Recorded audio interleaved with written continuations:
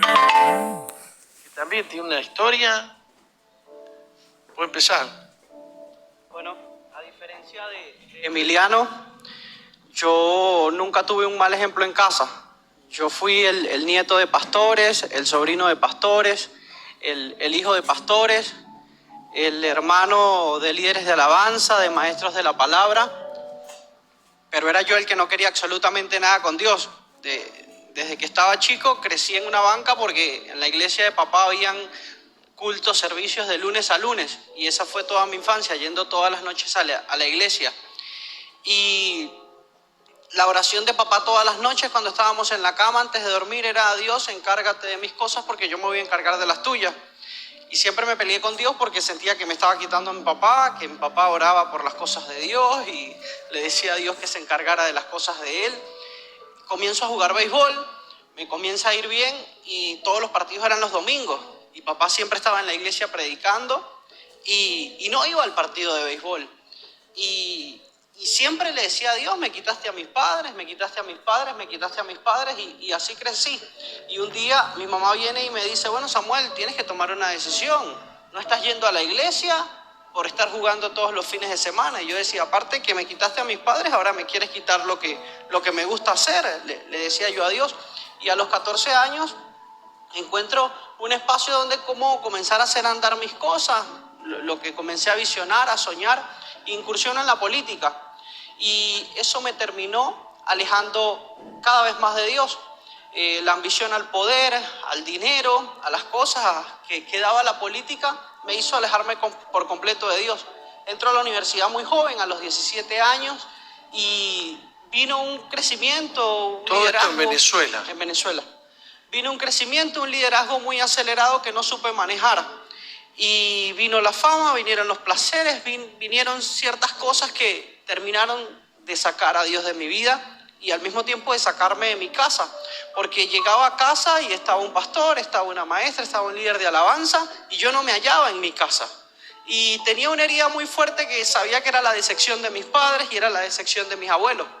Y estar en casa, sabía que me estaban viendo y me estaban analizando, estaban orando por lo que yo estaba viviendo y yo no estaba dispuesto a dejar nada de lo que estaba haciendo.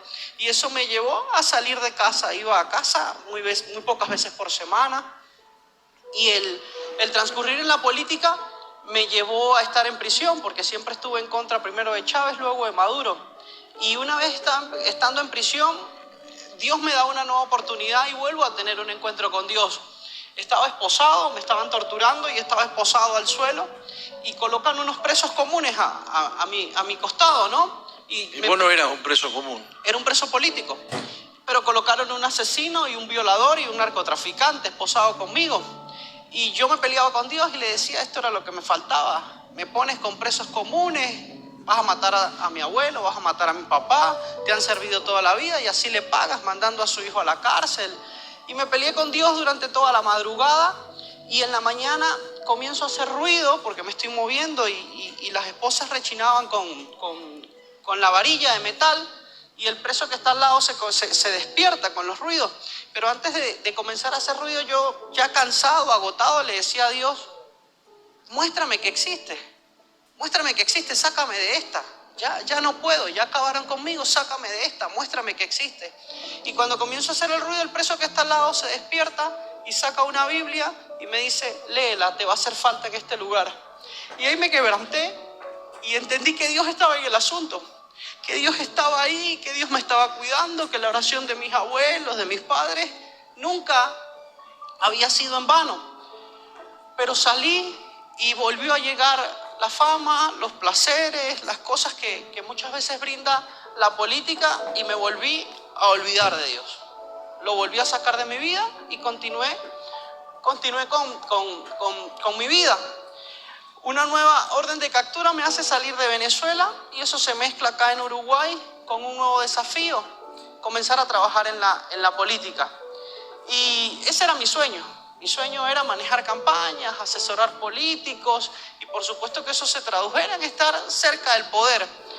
Y cada vez me sentía más vacío Y cada vez sentía que decepcionaba más a mis padres, que era la oveja negra de la familia. Me daba vergüenza decir mi apellido porque decían, tu abuelo es fulano, tu papá es fulano, pero yo era todo lo contrario. Y acá en Uruguay Dios me comienza a rodear y comienzo a trabajar con un equipo político que servía y que temía a Dios. Y me comienzan a predicar de a poco. Y en ese grupo comienzo a conocer a Pablo, a Nadia, un equipo que estaba conmigo todos los días, y yo llegaba, era el supervisor, y ellos estaban felices y yo estaba infeliz. Y yo decía, ¿qué hacen ellos? ¿Por qué ellos son felices y por qué yo no puedo tener felicidad? Y sobre todo Nadia, todos los días llegaba y estaba predicando, y yo iba al auto y comenzaba a llorar y pasaba todo el día llorando, y en las noches continuaba con mi vida desbandada, pero ponía oraciones y lloraba y decía, ¿qué me está pasando? Hasta que un día llego y digo, estos me están queriendo convencer, digo yo, y yo no voy a volver a la iglesia, yo no me voy a reconciliar con Dios todavía. Y llego a la oficina y estaba Nadia y no recuerdo la otra persona que estaba, y les digo, no me prediquen más. Digo, no me prediquen más, ni estén orando más, háganlo ustedes, pero a mí no quiero que me prediquen más. Y yo me imagino que ellas siguieron orando, pero por supuesto no lo hacían delante de mí. Luego me dan la oportunidad ahí a los días de conocer al apóstol. Estaba con el pastor Martín, no recuerdo quién más estaba, pero sé que estaba el pastor Martín. Y subimos a la oficina, estábamos conversando, todo bien. Y a alguien se le ocurre decir, él es hijo de pastores. Y yo no quería conocer al apóstol porque las malas lenguas decían que se parecía a mi abuelo, que tenía un carácter fuerte. Y yo de verdad no tenía mucho deseo en conocerlo porque decían que era un hombre muy fuerte y me hacía acordar a mi abuelo. Y alguien le dijo en la reunión, él es hijo de pastores. Y la cara del apóstol cambió y me dice, ¿cómo? Y yo digo, sí, mis padres son pastores en Venezuela. Y el apóstol me dice, ¿y tú? Y como yo vi la cara que puso, yo tenía ganas de decirle, sí, yo también soy cristiano. Le decía yo, pero ahí decidí ser sincero y le dije, yo voy de vez en cuando, me congrego. Y el apóstol fue muy franco porque me dijo, y así tú vives tu vida, sin saber o sin querer saber que tus padres se van al cielo y tú estás cavando tu tumba en el infierno. Así tú llevas tu vida.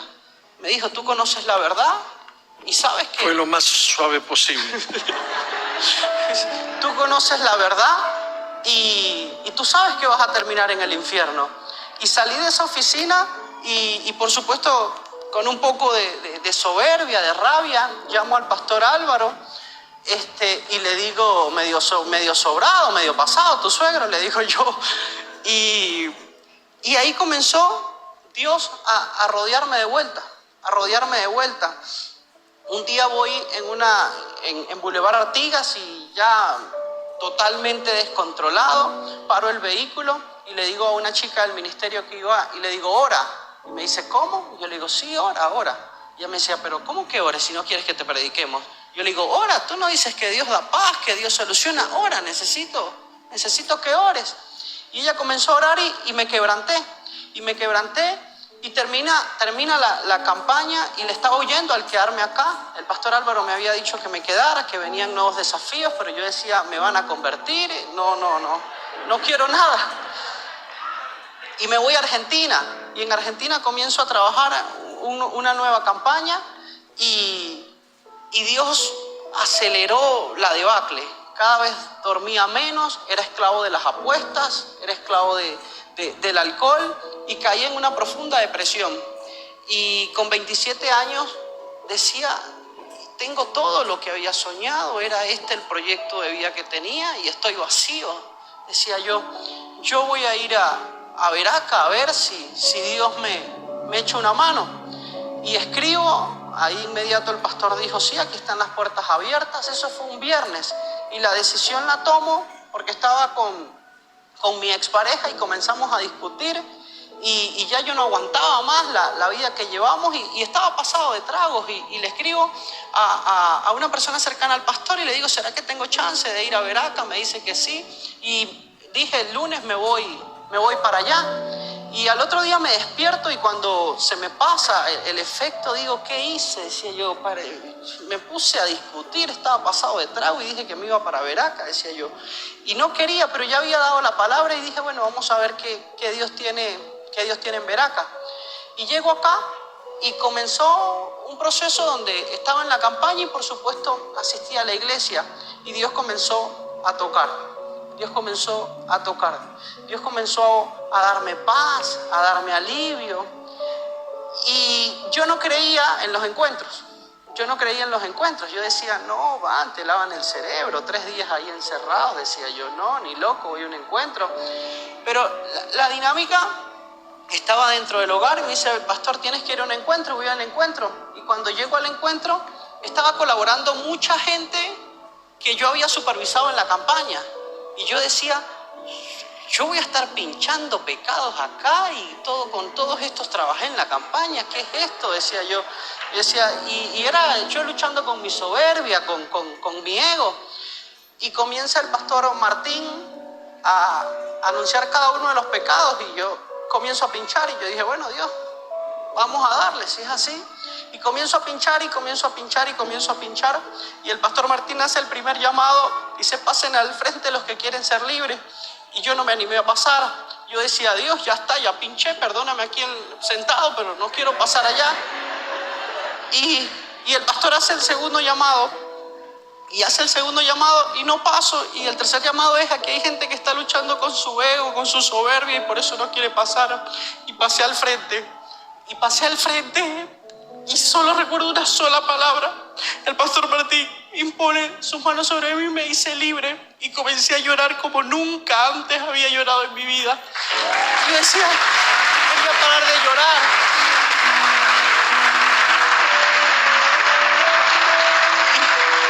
Y yo quería parar de llorar y no podía parar de llorar. Y era una lucha porque yo decía, estás haciendo el ridículo, para de llorar. Y no podía y lloraba y lloraba y lloraba y lloraba. Y no sé qué tiempo pasé llorando, pero en lo que salí de ahí, sentía un ardor sobre mi espalda. Un ardor sobre mi espalda. Y yo decía, pero me siento libre. Y me movía, iba caminando a la habitación y decía, soy libre, decía yo. Soy libre. Todas las cosas que me torturaban, que no me dejaban dormir, que me tenían durante tantos años atados. Yo decía, Dios me perdonó, me perdonó, me perdonó. Y el diablo me hacía recordar las víctimas. Y yo decía, no, ya Dios me perdonó lo mal que hice. Dios me perdonó lo mal que hice. Y asumí una convicción en el hecho. Y a los meses tuve la oportunidad de que mis padres vinieran a Uruguay y comenzaran a ver el cambio que Dios había hecho en mi vida. Y la herida que tenía...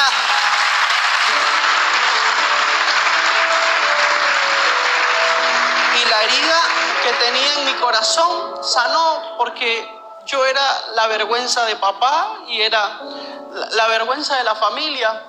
Y durante los últimos meses de mi abuelo, estando en agonía, yo no lo visitaba. Y cargaba con esa tortura, porque yo no lo visitaba, porque cada vez que yo iba a hablar con mi abuelo me describía mi vida y me decía, hay una persona así, estás haciendo esto está mal, hijo, esto está mal, esto está mal. Y mi abuelo estaba padeciendo un cáncer y pedía que lo ayudaran a doblar rodillas para orar por mí, y yo no quería ir porque cada vez que iba me decía lo que estaba pasando y me sentí libre de esa atadura. Y yo decía, yo sé que me voy a reencontrar con mi abuelo y sé que mi familia está orgullosa de lo que estoy haciendo. Y comencé a tener gozo y paz en lo que Dios había hecho en mi vida. Y después vinieron las renuncias, porque volvieron a llegar las ofertas. Y ahí las tenía que consultar con el apóstol. Y yo les decía, y yo me sentía bien y le decía, apóstol, creo que las cosas vienen mejor, he dejado muchas cosas. La primera fue México. Yo le decía, apóstol, está la oferta en México. Le decía yo, ¿qué le parece a usted? Y el apóstol, creo que eso no es de Dios. Y era buena plata. Y el apóstol me dice, creo que no es de Dios. Y renunciar a esa campaña fue durísimo. Y yo decía, bueno, Dios mío, que se haga tu voluntad, voy a renunciar. Y después llegó la de Ecuador. apóstol, mire que está Ecuador, es una campaña presidencial, ¿qué le parece? Creo que eso no es de Dios. Y dije que no, pero dolía menos, ya dolía menos. Yo decía, bueno, dejé la de México, ahora dejo la de Ecuador, duele menos. Y después llegó hace poco la de Costa Rica. Y la de Costa Rica al principio pintó bien. y yo estaba ahí ya, yo decía, bueno, la de Costa Rica viene bien. Y el apóstol me dice, tienes que decidir una vez más qué vas a hacer. Y ahí estaba en la oficina, fui y llamé y dije, me bajo del proyecto de Costa Rica. Pero paralelo a eso, mientras renunciaba a esos proyectos, Dios se encargaba de poner en orden mi vida, de poner en orden mi casa y de poner en orden mi futuro.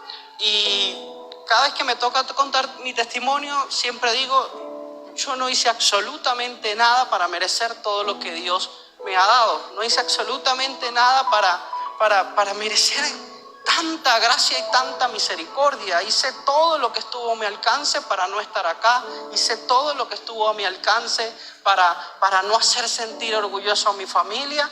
Y hoy Dios se encargó de poner las cosas en orden. Y estoy a 10 días de casarme.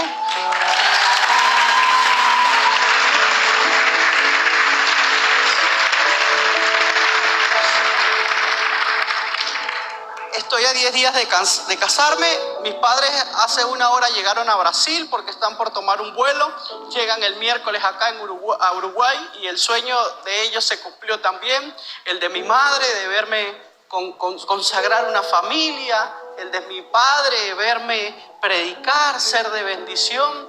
Y yo siempre le decía a mi papá, papá, son muchos mis errores propios de mi naturaleza humana, pero los pocos aciertos que tengo te los debo a ti. Nunca me diste un mal consejo, siempre estuviste presente. Fui yo el que decidió hacer todo lo contrario, pero no te sientas culpable, le decía yo. Y hoy le digo, siéntete culpable de que estoy haciendo las cosas bien. Y Dios ha sido bueno conmigo, Dios ha sido bueno con mi familia. Y así es Dios. Nos da cosas que no merecemos, nos da cosas por las que no trabajamos, solo por creerle, por tomar la decisión de creerle.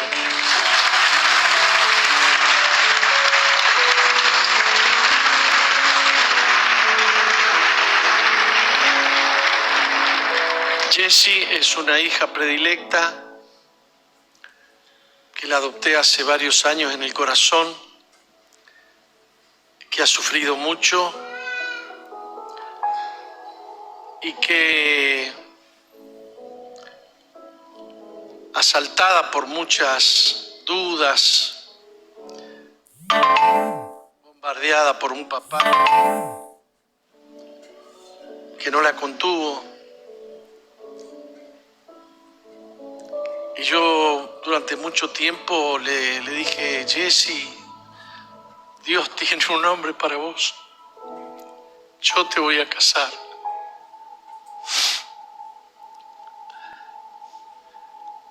Ahora yo pensaba que te ibas a casar con un rubio grandote. Y te vas a casar con la oveja negra de la familia.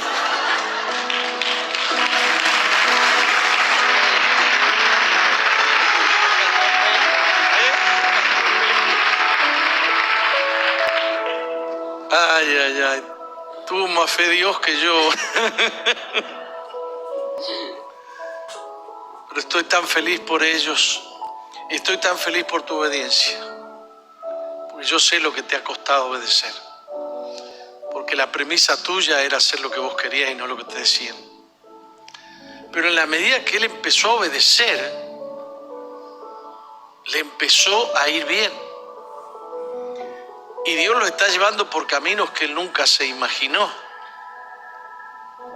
Pero Dios está abriendo caminos para él. A vos te pasó lo que a mí me pasó. Yo no quería ser pastor. Pero anoche le pedí que predique en Punta de Rieles. Y creo que con lágrimas en los ojos me contaste que te había sentido tan bien ver la unción, cómo fluías predicando. Veo un pastor en el camino, ¿vos lo ves? Amén. Le damos un aplauso al Señor.